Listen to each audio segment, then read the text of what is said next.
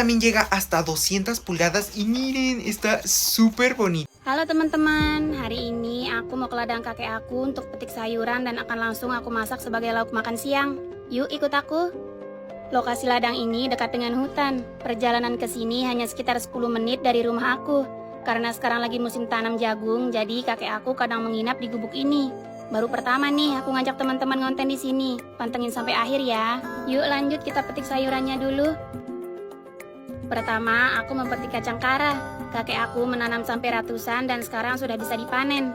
Aku pilih yang masih muda agar bisa dimakan bersama kulitnya. Kali ini aku mau buat sayur santan dan kebetulan juga aku bawa ikan untuk dibakar sebagai tambahan lauk. Selain itu, kakek aku juga menanam terong. Ada macam-macam jenis terong yang ditanam. Tapi yang sudah berbuah hanya jenis ini aja teman-teman. Oh iya, 1 minggu yang lalu kakek aku juga habis panen padi. Lanjut kita petik buah tomat. Kira-kira tomat masuk kategori sayur atau buah ya? Setahu aku kalau berbiji masuk dalam kategori buah. Karena sekarang lagi musim hujan, pohon tomat berbuah secara tidak maksimal. Terlihat dari daunnya yang mulai menghitam. Selain itu, aku juga mau pakai pucuk ubi jalar sebagai tambahan untuk bahan sayur santan. Pucuk ubi jalar enak loh, sama dengan daun singkong. Bisa juga dibuat sayur santan. Ladang kakek aku ada 2 lokasi teman-teman. Yang ini dan satunya lagi harus jalan kaki. Tapi di sana ditanam ratusan pohon sarikaya. Nah, ini dia buah sarikaya. Kalau di ladang ini hanya ditanami sekitar 70-an pohon aja. Tapi karena dekat dengan irigasi, jadi beberapa pohon berbuah duluan dan sudah ada beberapa yang mulai matang. Pohon sarikaya sangat tahan cuaca ekstrim. Kalau musim panas, walaupun tidak disiram selama berbulan-bulan, pohon sarikaya akan bertahan dengan cara menggumurkan semua daunnya. Kalau datang musim hujan, akan tumbuh pucuk baru dan langsung berbuah.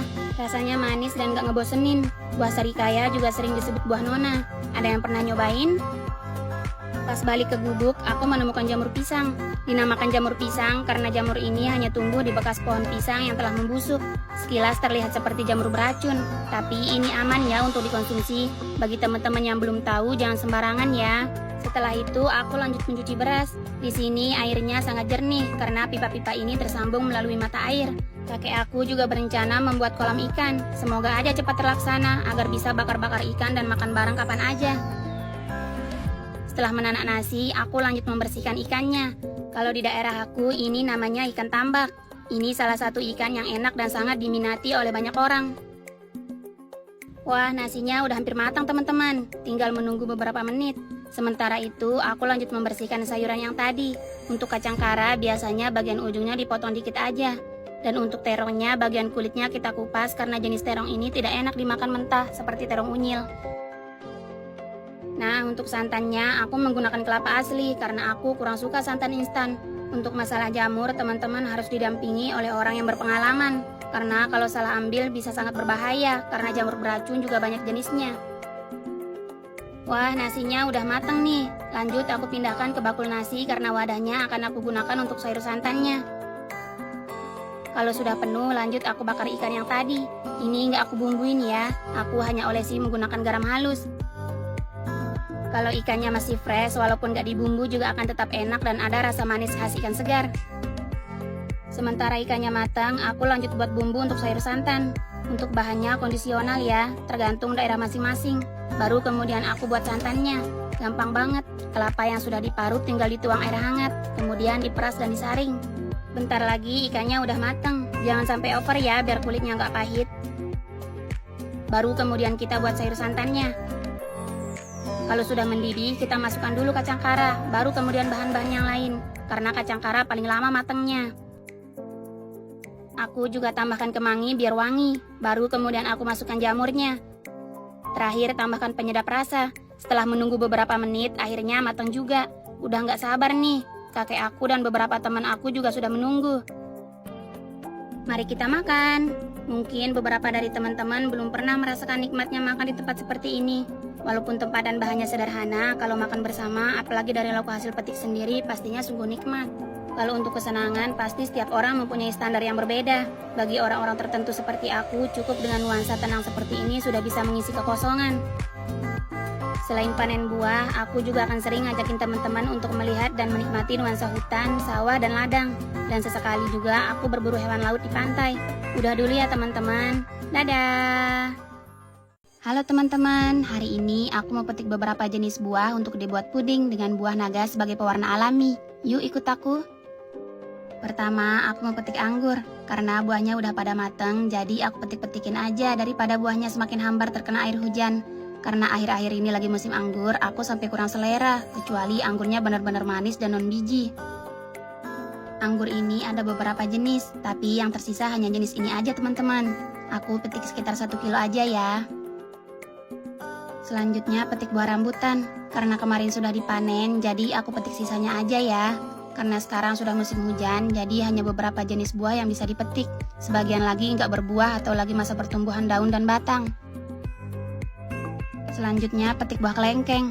Ini juga termasuk buah terakhir teman-teman. Karena sudah bisa dipanen, jadi aku habiskan aja sisa buah yang tinggal beberapa tangkai.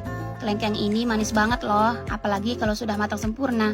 Ciri-ciri kelengkeng matang, kulit buahnya berwarna kuning kecoklatan. Lanjut ke kebun buah naga.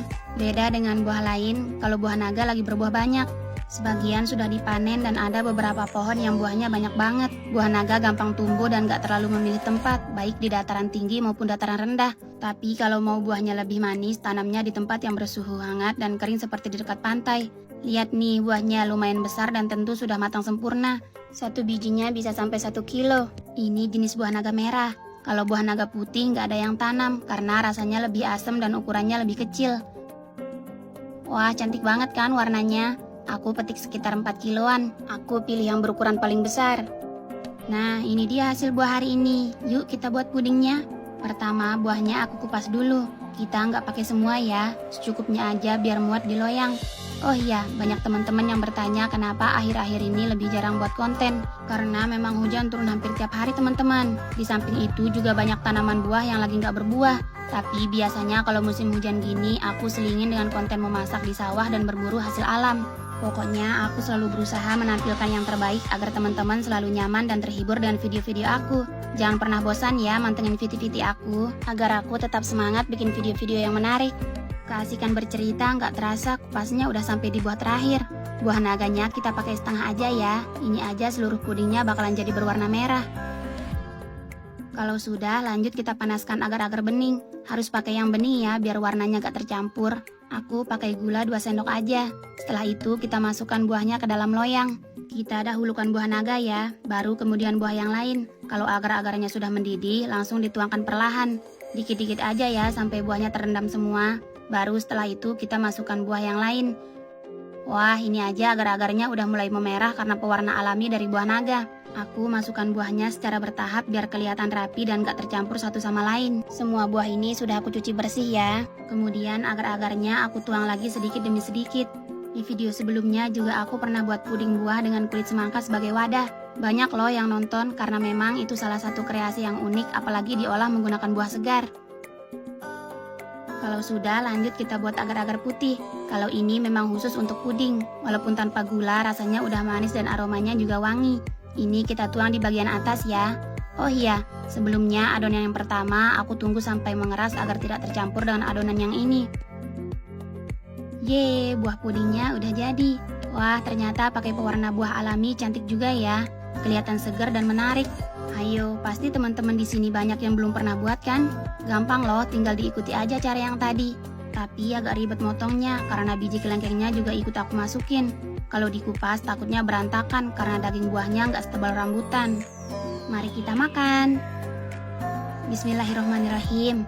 Kalau untuk rasanya mungkin aku nggak perlu jelasin. Mungkin teman-teman udah bisa nebak. Tapi yang pastinya ini seger banget apalagi dimakan dingin. Cocok nih buat teman-teman yang lagi gabut dan pengen berkreasi. Perpaduan manis alami dari buah dan aroma wangi dari agar-agar puding putih. Pas banget nih dihidangkan, apalagi nanti di bulan Ramadan setelah berbuka puasa.